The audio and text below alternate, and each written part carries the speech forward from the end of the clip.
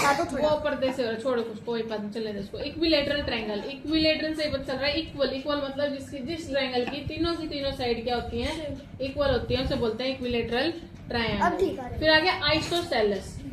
Isosceles, iso से समझ कर कि आइसक्रीम, आइसक्रीम इस शेप की होती है ना, कोन शेप की, ठीक है। आइसोसेलेस का मतलब क्या होगा कि उसकी जो दो वाली साइड है, दो साइड तो क्या होंगी, सेम होंगी और एक साइड अलग होगी।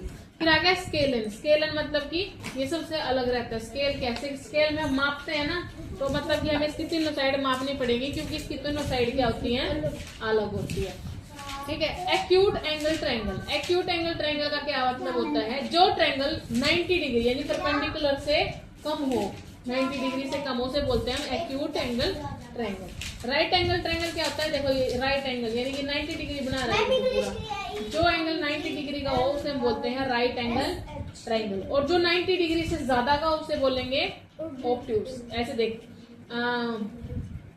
जो 90 डिग्री से कम का है यानी कि उसका वजन बिल्कुल कम है, ठीक है, पतला सा दिखता है वो, यानी वो क्या दिखता है, क्यूट दिखता है, ठीक है। तो वो क्या है, 90 डिग्री से कम है यानी कि वो पतला है, उसे हम बोलते हैं एक्यूट एंगल ट्रायंगल। जो पूरा 90 का ही है वो राइट एंगल ट्रायंगल, वो तो याद हो जाएगा। ऑब्ट्यूस यानी कि जिसमें ओबेसिटी आ गई, जो ज्यादा बड़ा हो गया, उसको हम बोलेंगे, जो वो क्या है 90 डिग्री से बड़ा होगा, उसे हम बोलेंगे ऑब्ट्यूस एंगल ट्रायंगल, ठीक है।